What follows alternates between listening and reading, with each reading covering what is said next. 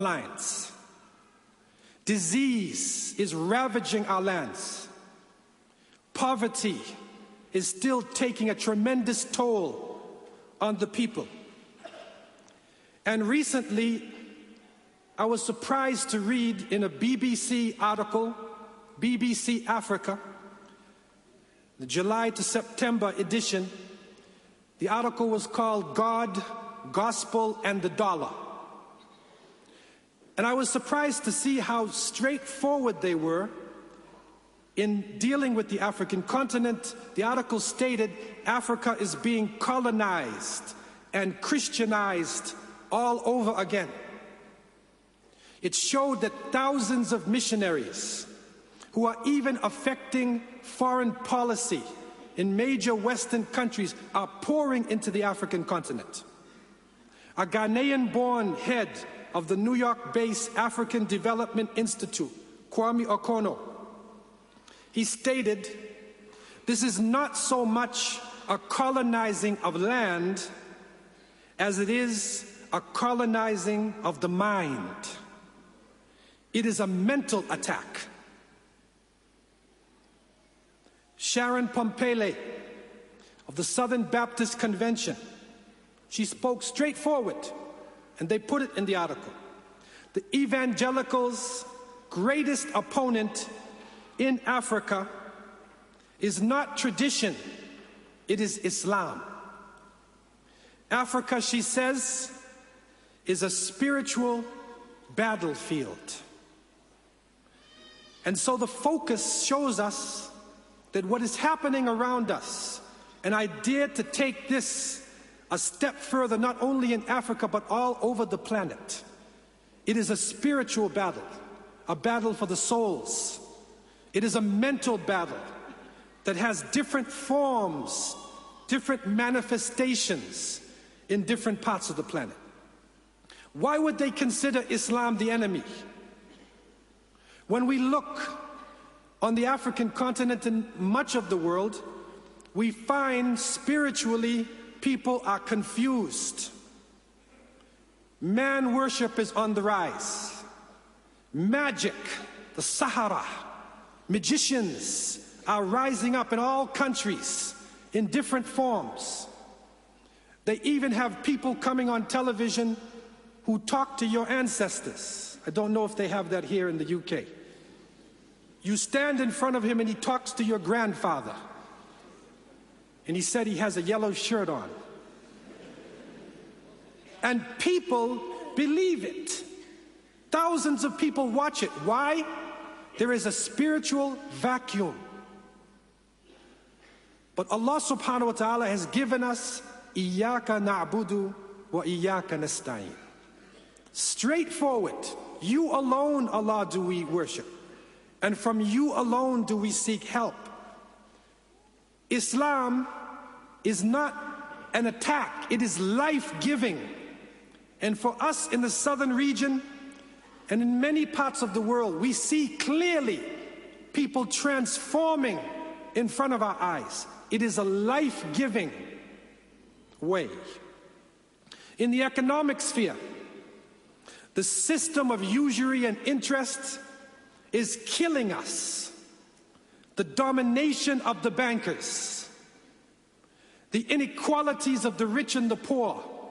This poverty is stripping human beings of dignity. And we see it, harsh poverty. And we're hearing now about Niger and Mali, millions of Muslims starving to death. And you have to realize that for many people, the bottom line is not the fact that I'm wearing a turban. The bottom line is that Islam is life-giving, an interest-free system that would liberate this planet.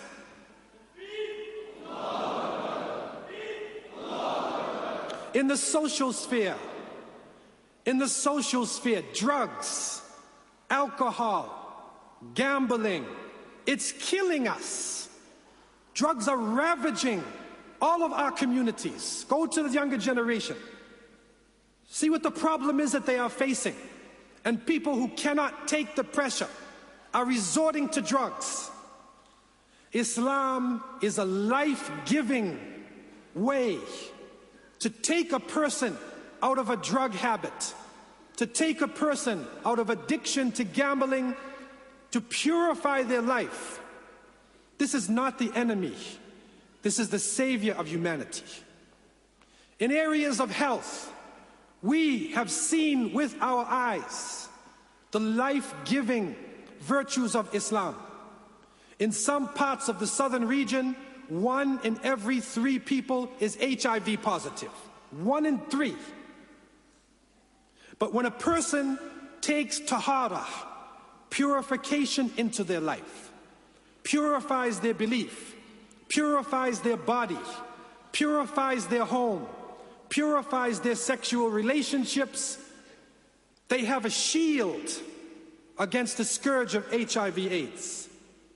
Islam is life-giving, and we have seen in Uganda that at one point had the highest percentage of people who were HIV positive. The Muslims took the lead, implemented Islam, and they were able to lower the percentage of HIV faster than anybody else on the face of the planet Earth. Islam in the family. It is the last hope for the family. In Canada, I just returned, and the people in all the religious communities are reeling with the passing of a bill called C-38.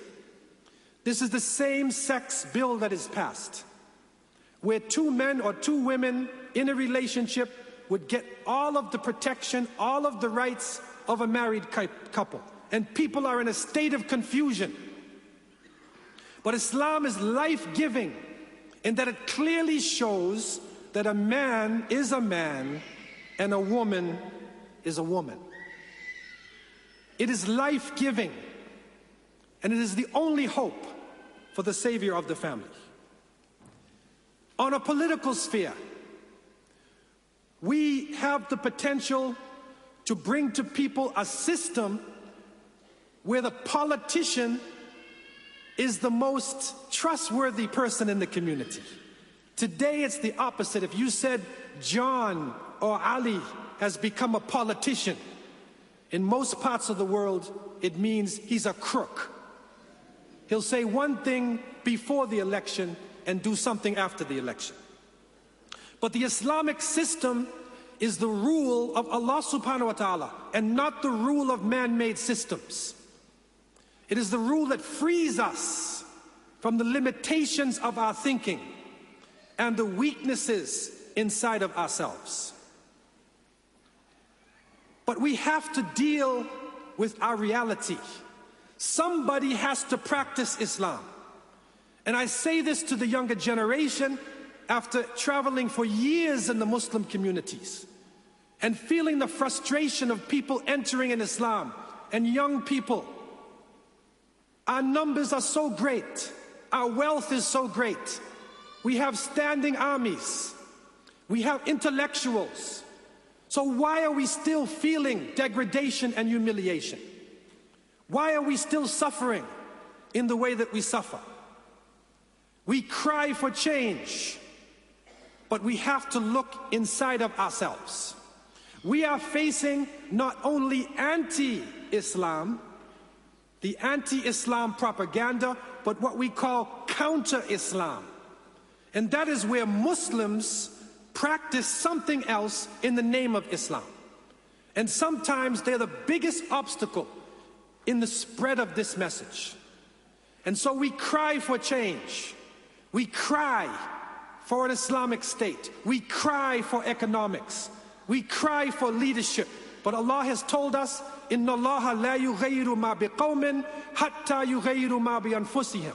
Allah will not change the condition of a people till they change that which is in themselves. No change. We have to make collective tawbah.